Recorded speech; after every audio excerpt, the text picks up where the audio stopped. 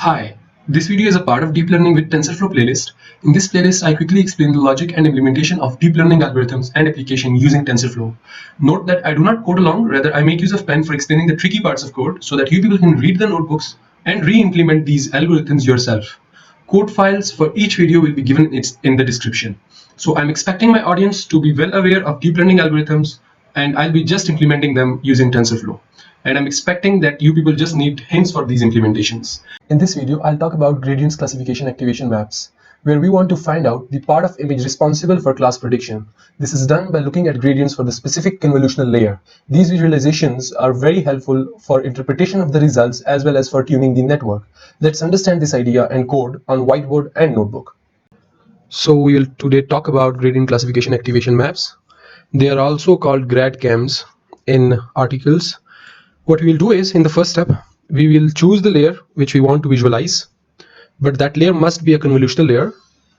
So we will look at a special convolution, a convolutional in that convolutional neural network. Once layer is chosen, we will get the output for that layer specified, and then we will also find out the gradient of that layer specified by finding out the error and taking the derivative of that error up to that layer. Okay, so just let me show you that thing. So suppose we have this input layer uh, having different number of nodes. So these nodes that I'm showing here is a wrong representation for a convolutional neural network. Why? Because we are not inputting actually single features. Instead, in convolutional neural network, what we are inputting is this image, and image is actually having 3 dimensions. So this image will be having 3 dimensions. The first dimension will be of height, the second will be width, and the third one will be channel. So this will be the input to the convolutional neural network instead of these single neurons. And then we will be having convolutional layer, and then pooling, then convolutional, then pooling. So this is how this neural network will go on. Okay, just let me tell you one more thing here, that once visualized, the initial layer in the start acts like edge detector if you look at those visualizations, and the deeper layer actually capture much more complex representations of the image. So in a way, these layers, as the depth increases, so their understanding of the picture also increases in a way, or we could say that then the CNN captures much more complex representation inside those later layers. So which layer do we want to choose to visualize is also important. So once we have chosen this layer, then what we will do is that these input images, once gone through these convolutions and poolings and then convolution and pooling, and this thing goes on depending on the architecture, in the final layer, once we have this output, using this output we will calculate the error. Once we have calculated that error, then what we will do is, this using these predicted outputs, we will calculate this error, and this error will be used to find out the gradient for each of the layer, and then in the back propagation we actually adjust those weights. But here in gradient classification activation maps, what we will do is, suppose we want to look at the convolution of for this layer. So then what we will do is, we will have this input and we will feed forward this input up to this convolutional layer, and we will store the output of this convolutional layer. Once we store this output of this convolutional layer, then we will also look at the gradient of error up to this convolutional layer. So we have also stored the gradients. So these two things will be stored. This is what I meant to say, that get the output for layer specified and find the gradient for the layer specified. Once we have found those gradients, okay, one more thing. Gradient classification activation maps, of course, will be done after we have trained our neural network. So these gradients will not be used to adjust these weights. Instead, the gradient will just be used to find out the area of image which is mostly changing. So it means it has more effect on predicting that output. So gradients will be just for somehow, like in a way, indirectly we are trying to use those gradients for visualization purposes. These gradients will not be used to update the weights. So this must be kept in mind. Okay, so in a way we are not training the neural network, we are just after training we are just visualizing it and interpreting the results. Okay, then what we will do is, this is somehow a bit of technical detail, because neural networks actually inputs this 4D NumPy matrix are TensorFlow tensors, four-dimensional tensors for images having height, width, and channel. The channel is basically colors, if you look at it. So there are three dimensions. The third dimension is the channel for image. So if it is a black and white image, so there will be no channel for it. But if it is a colorful image, so we will be having for each of this pixel this combination of red, green, and blue. So each single channel will contain the intensity for red and green and blue. The picture that we see, the color that we see, is somehow a combination of these three channels. Okay, once we have understood this, then first of all, we are looking at a single picture, so we don't need this batch dimension. Batch is actually number of pictures that we are inputting for training purpose or for prediction purpose. This is what is happening inside the TensorFlow. So we will remove this batch dimension. Once we remove this batch dimension, then what we will do is that for gradient, we will convert those gradient to weights. How? Like by taking first of all mean along this 0-1 axis, which means that we are actually reducing this this height and width, values to a kind of this. After this we will be having one dimensional vector after taking this mean along 0-1 axis.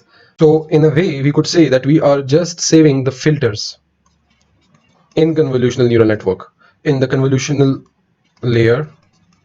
Why? Because the final layer in convolutional, the channel layer in convolution, is actually representing number of filters. So this is what we are doing. We are just saving this number of filters for this convolutional layer. These number of filters will be stored in this one-dimensional vector. Then what we will do is we will reshape this channel or these number of filters to image shape, so that we could overlay this image, we could overlay these weights and these gradient classification like colors and numbers onto this image, so that we get the better understanding of which part of image it is like affecting. So this converting to image shape is important because we want to overlay these maps onto this image. And we compute this numpy dot product between the output that was generated on that during that layer. This is actually layer output, not the final output. And these are the weights which we have calculated using layer gradients by just taking a mean along this 0-1 axis, or the height, weight, height and width.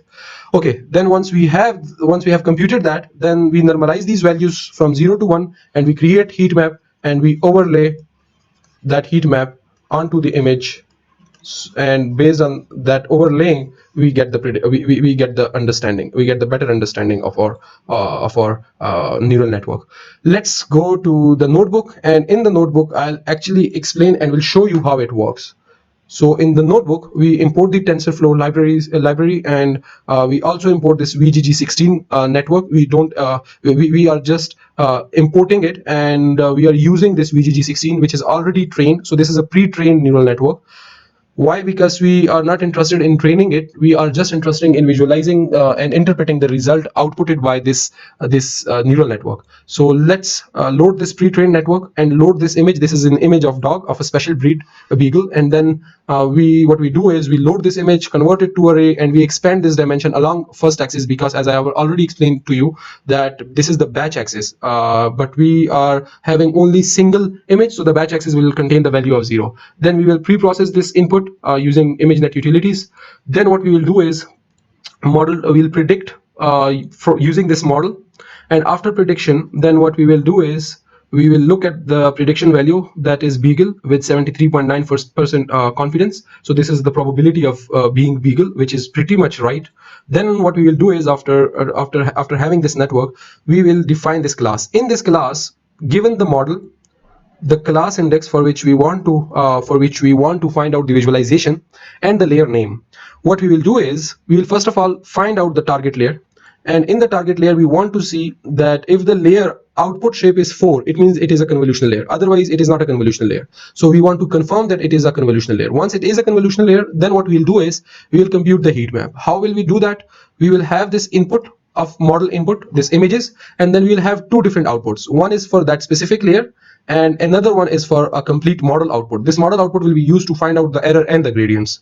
Then what we will do is we will use this TensorFlow automatic differentiation for finding out the loss and the gradients. So this is where we are calculating this loss And after calculating this loss given the predictions, then what we will do is we will find out these gradients.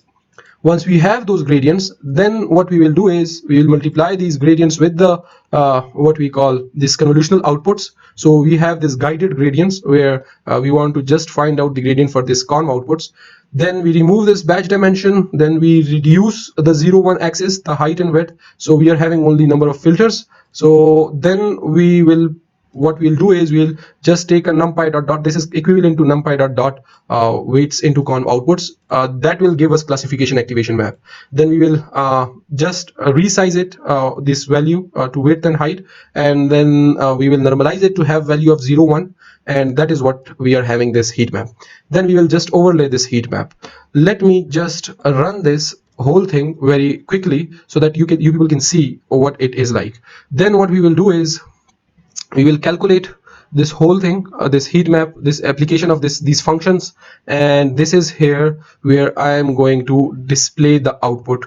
And just let me just wait. Okay, this is the output. Okay, in this output, this is the dog, and this area is actually, this is the heat map that was created, and that is the heat map. It was actually overlaid on this image. So basically, if you look at it, this dog was classified as beagle because of this dog's ears and this face. So this is the main part of the image which this network is seeing. So I think so this is very perfect, and it makes sense that why this network is calling this dog a beagle. So in a way, convolutional neural networks are much more intuitive and make sense. I hope so you understood this whole idea of gradient classification activation maps.